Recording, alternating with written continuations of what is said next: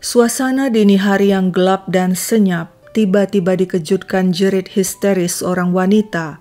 Warga Gampong Ujong Kulam, Matangkuli, Aceh Utara terbangun. Mereka bergegas mendatangi arah suara rumah keluarga Jazuli, penjual es campur dan cendol. Istri Jazuli menjerit-jerit histeris, demikian pula anak-anaknya.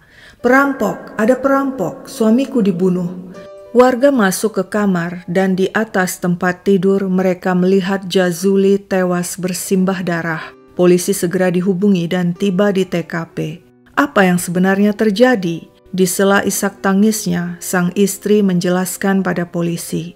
"Saya tidur di kamar anak untuk menidurkan dua anak saya, dan suami saya tidur di kamar utama. Tiba-tiba pukul 2:30 pagi saya terbangun mendengar suara motor jatuh yang ada di samping kamar. Saya segera keluar kamar dan melihat dua orang laki-laki keluar lewat jendela samping. Lalu saya masuk ke kamar tidur mencari suami saya dan melihat dia tewas. Lehernya digorok. Setelah itu menurut sang istri, dia segera keluar rumah dan berteriak minta tolong pada tetangga." Polisi mengevakuasi jasad Jazuli dan membawanya ke RSUD Cut Mutiah Aceh Utara. Untuk sementara, polisi menduga memang terjadi perampokan yang berujung dengan tewasnya Jazuli.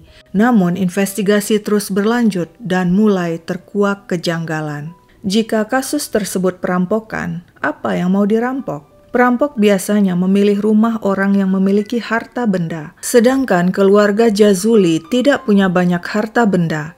Rasanya agak aneh kalau ada orang yang ingin merampok rumah mereka. Faktanya, tak satu pun barang yang hilang, termasuk sepeda motor. Meskipun sang istri mengatakan uangnya hilang beberapa juta, polisi tidak percaya. Lalu mengapa tidak ada bekas congkelan di pintu atau jendela, seolah pelaku masuk ke rumah melenggang kangkung? Dan jika pelaku kabur lewat jendela samping, mengapa ada jejak tetesan darah dari kamar tidur hingga ke pintu belakang rumah? Sungguh mencurigakan. Polisi menanyai seluruh keluarga, warga, dan teman. Dan dari seorang pria diperoleh informasi pada malam kejadian dia mengantar seorang pria yang adalah temannya dengan sepeda motor ke rumah Jazuli. Polisi mencoba memanggil pria yang datang ke rumah Jazuli itu ke markas untuk dimintai keterangan, tapi dia selalu mangkir. Polisi bertambah curiga. Apakah pria itu ada hubungannya dengan istri Jazuli yang kini diyakini polisi telah mengarang cerita bohong tentang perampokan di rumahnya?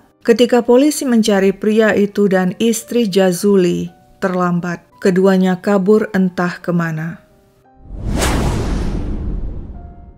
Musliadi alias Adi Usman diam-diam menaruh hati pada kerabat jauhnya, Jamaliah, seorang gadis single. Tak seorang pun tahu perasaan Adi. Hingga pria itu kemudian merantau ke Malaysia dan perlahan mulai melupakan sang gadis pujaan. Namun pada akhir Agustus 2018, saat Adi dan keluarganya bersilaturahmi ke rumah orang tua Jamaliah di Gampong Serbajaman, Tanah Luas, Aceh Utara, cinta lama yang sempat terkubur bersemi kembali. Saat itu seluruh keluarga dan kerabat yang berjumlah 15 orang bersama-sama berwisata ke Pantai Lancok. Adi berboncengan dengan Jamaliah. Betapa bahagia pria itu. Jarang-jarang dia bisa bertemu dan berdekatan dengan wanita idamannya itu. Meski Jamaliah lebih tua 4 tahun darinya dan kini sudah bersuami dan punya 2 anak, tidak masalah buat Adi yang juga sudah beristri dan memiliki anak. Di Pantai Lancok, Adi dan Jamaliah mengobrol. Jamaliah berkeluh kesah betapa dirinya istri tersakiti. Suaminya kerap marah-marah dan memukuli dirinya. Menurut Jamaliah dulu saat bertunangan dengan suaminya, sebenarnya dirinya ingin putus. Namun karena dipaksa orang tua menikah, Jamaliah akhirnya menurut. Mendengar sang wanita pujaan disakiti sang suami, Adi panas, tapi dia diam saja. Pertemuan Adi dan Jamaliah sangat berkesan. Obrolan mereka cocok hingga mereka lanjutkan lewat HP. Cinta instan pun terjalin. Beberapa hari kemudian, Adi yang berprofesi sebagai tukang bangunan kembali mendatangi rumah kerabat jauhnya, yakni orang tua Jamaliah di Gampong Serbajaman. Di sana Adi ikut membantu merenovasi rumah sang kerabat bersama beberapa orang, termasuk suami Jamaliah. Kebetulan Jamaliah pun ada di sana, duduk sambil memperhatikan pekerjaan renovasi. Nah, saat itulah ketika suami Jamaliah lewat di dekat Jamaliah dan Adi, Jamaliah memberi kode kepada Adi dengan meletakkan jarinya di leher dan memperagakan gerakan seperti menggorok. Maksudnya sudah pasti, wanita itu ingin Adi membunuh suaminya. Saat itu Adi hanya mengangguk saja namun tidak melaksanakan keinginan Jamaliah. Hubungan Jamaliah dan Adi terus berlanjut tanpa sepengetahuan siapapun. Mereka pernah jalan-jalan dan makan bakso berdua. Juga pernah berhubungan intim saat Adi bekerja sebagai tukang di tempat lain. Keduanya dimabuk asmara dan ingin menikah secepatnya. Sebenarnya Adi ingin kawin lari, namun Jamaliah menolak sebab suaminya masih ada. Kecuali jika suaminya mati, maka hubungan mereka akan berlangsung mulus. Pada 14 September 2018, Adi menghubungi Jamaliah lewat HP. Dia ingin pamit pergi bekerja ke tempat lain. Namun Jamaliah minta pria itu datang ke rumahnya. "Aku rindu," begitu katanya. Adi pun datang ke rumah Jamaliah di Gampong Ujong Kulam, Matangkuli, Aceh Utara. Saat itu suami Jamaliah sedang pergi bekerja. Namun kedua anaknya ada di rumah. "Mama sedang keluar sebentar," kata anak laki-laki Jamaliah saat Adi menanyakan mamanya. Adi pun menunggu. Tak lama kemudian Jamaliah pulang dan segera mengajak kekasih gelapnya itu makan bersama. Usai bersantap, Jamaliah minta anaknya pergi membeli mie ke warung. Kini dia dan Adi bebas berbincang tentang hubungan mereka. Adi berkata galau, "Kalau kita berjodoh, apa kita bisa bahagia?" Jamaliah menjawab, "Kalau memang ada jodoh, kita jalani dulu apa adanya." Adi membalas, "Anak kita bagaimana nanti? Apa kita berdua akan jadi ribut?" Jamaliah menenangkan kekasihnya, "Kalau betul-betul kita berdua, kan tidak ada anak tiri anak kandung. Nafkah tetap kita sediakan." Setelah puas berbincang dengan kekasihnya, Adi pun pulang. Di tengah jalan dia lihat suami Jamaliah sedang berjualan. Adi lantas menghubungi HP Jamaliah. "Aku lihat suamimu berjualan." Kejengkelan Jamaliah tersulut. "Kapan kau buktikan membunuh dia? Tidak sanggup saya dengar perkataan itu saja." Adi membalas, "Malam ini saja." "Terserah," jawab Jamaliah. Setiba di rumah, Adi tidur. Menjelang malam dia bangun dan mandi dan bersiap-siap melakukan perintah sang wanita pujaan. Malam semakin larut. Pria itu menyiapkan sebilah parang yang dibungkus plastik dan menyelipkannya dalam celana, lalu minta bantuan seorang teman mengantarnya ke rumah Jamaliah. Jam sudah menunjukkan pukul 11 malam. Adi tiba di simpang masuk rumah Jamaliah. Dia bersembunyi di balik semak-semak, mengintai hingga 30 menit. Pria itu lalu melangkah ke belakang rumah kekasihnya dan bersembunyi di balik rumpun pisang. Tiba-tiba ada SMS masuk dari Jamaliah. "Sudah di mana?" Adi membalas, "Sudah di belakang rumah, di belakang pohon pisang." Tak lama di tengah gelap, tampak Jamaliah keluar dari pintu belakang rumah. Wanita itu sengaja menggoyang-goyangkan HP-nya untuk memberitahu posisinya pada Adi. Adi melihat pendar cahaya HP Jamaliah, lalu membalas dengan menggoyangkan HP-nya dan segera menghampiri wanita itu. Jamaliah menunjuk WC di belakang rumah. "Pergi ke sana, jangan sampai dilihat orang." Adi pun menurut dan bersembunyi di dalam WC, sedangkan Jamaliah kembali masuk ke rumah. Sekitar 4 menit kemudian wanita itu keluar. Adi pun keluar dari persembunyiannya di WC dan keduanya masuk ke dalam rumah lewat pintu belakang. Di ruang belakang, Adi duduk menunggu saat yang tepat.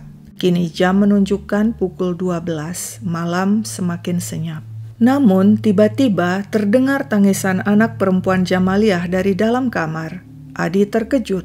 Dia bergegas keluar rumah dan mengintip dari jendela samping. Di ruang tamu dia lihat suami Jamaliah yang tadinya tidur kemudian terbangun mendengar suara tangis anaknya. Nyaris saja Adi ketahuan. Pria itu mengendap-endap kembali bersembunyi di WC di halaman belakang. Lama sekali Adi menunggu di sana. Habis badannya digigit nyamuk. pegal semua kaki dan tubuhnya. Terkadang dia berdiri, sesekali bersandar, menunggu dan menunggu kabar dari Jamaliah. Akhirnya setelah 2 jam menunggu, Adi menerima SMS dari Jamaliah. Semua sudah tidur, pintu sudah terkunci. Adi membalas SMS itu. "Ya, bukalah." Tak lama kemudian pria itu mendengar suara pintu belakang terbuka. Adi segera masuk ke dapur, siap tempur dengan parang di tangan. Kepada Jamaliah dia berkata, "Coba cek dulu apa suamimu sudah tidur." Jamaliah lalu masuk ke kamar dan menggoyang-goyangkan kaki suaminya. "Dia sudah tidur," lapor Jamaliah pada Adi. Tapi Adi tidak yakin dan kembali mengatakan, "Coba goyang sekali lagi." Jamaliah pun menurut dan kembali masuk ke kamar dan menggoyang-goyang kaki suaminya. Setelah yakin sang suami tertidur pulas, Adi pun masuk ke kamar tidur dengan parang di tangan. Dia bacok, tusuk, dan gorok pria itu hingga 6 kali. Tak ada suara, tak ada perlawanan. Pria itu tewas bersimbah darah. Beres sudah. Adi keluar kamar dan melihat Jamaliah duduk di kursi meja makan sambil menunduk dan memegangi kepalanya. "Bikin seolah-olah ini perampokan," kata Adi pada Jamaliah. Jamaliah setuju. "Kita buka jendela dan rebahkan sepeda motor." Maksudnya untuk merancang TKP agar seolah-olah si perampok saat kabur lewat jendela menyenggol sepeda motor hingga jatuh. Ketika keduanya menyusun TKP dengan membuka jendela dan merebahkan sepeda motor, Adi melihat Jamaliah gemetaran. "Kau yakin segala yang sudah kita lakukan ini?" tanyanya pada wanita itu. Jamaliah mengangguk. "Pukul aku dari belakang, biar aku pingsan supaya orang-orang pikir benar aku dirampok." Adi menolak. "Jangan, apa tidak ada cara lain? Minta tolong sajalah." Jamaliah mulai panik. "Bagaimana cara minta tolong?" Adi menenangkan. "Minta tolonglah seperti biasa, seperti yang pernah kau dengar." Setelah semuanya beres, Adi pun bergegas pergi, meninggalkan rumah lewat pintu belakang dan hilang di kegelapan malam. Wanita itu bernama Novi. Dia salah satu pekerja di warung makan di Penayong, Banda Aceh. Sekilas wanita itu tampak biasa-biasa saja. Namun sesungguhnya setiap hari hatinya was-was. Mungkinkah dia terlalu takut? Sudah 22 hari dia bekerja dan tinggal di Banda Aceh dan tak terjadi apa-apa. Hari itu Selasa 22 Januari 2019. Seperti biasa Novi bekerja di warung makan. Tiba-tiba beberapa pria masuk ke warung dan menghampirinya. "Anda Jamaliah?" tanya mereka. Novi terkejut, namun segera menggeleng. "Saya Novi." Pria-pria itu tak beranjak, lalu menyodorkan selembar foto dirinya. Wanita yang mengaku bernama Novi itu tak kuat lagi. Sudah 22 hari dia hidup di pelarian dalam ketakutan. Kini dirinya tak bisa berkelit lagi. Dia menangis. "Saya Jamaliah." Ya, dialah Jamaliah, istri Jazuli. Dia dan kekasihnya Adi telah bersekongkol membunuh Jazuli demi memuluskan cinta terlarang mereka. Dan sama seperti dirinya, Adi kekasihnya pun ternyata telah diringkus polisi di pelarian di Sumatera Utara. Pengakuan Adi dan SMS percakapan mereka menjadi bukti aksi kejahatan mereka. Kini pengadilan telah menanti. Persidangan kasus pembunuhan Jazuli digelar di Pengadilan Negeri Lok Sukon, Aceh Utara pada Juli 2019 dan pada akhir Agustus 2019 majelis hakim menjatuhkan vonis penjara seumur hidup bagi Musliadi alias Adi. Adi mengajukan banding dan kasasi namun ditolak. Kepada media, pria itu mengatakan dia sudah lama jatuh cinta pada Jamaliah sejak pandangan pertama.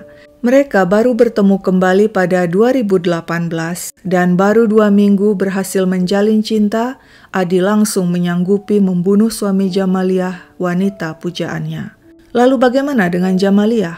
Apakah dia sungguh mencintai Adi atau hanya memperalat pria itu membunuh suaminya?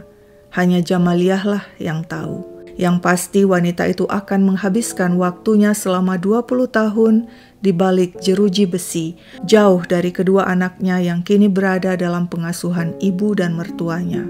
Jamaliah kehilangan banyak hal, kehilangan suami, kehilangan kekasih gelap yang ingin dinikahinya, juga kehilangan kesempatan membesarkan kedua anaknya, Putra dan Novi, yang namanya pernah dipakainya untuk penyamaran di tempat pelarian. Sekian dulu ceritaku, sampai jumpa kapan-kapan.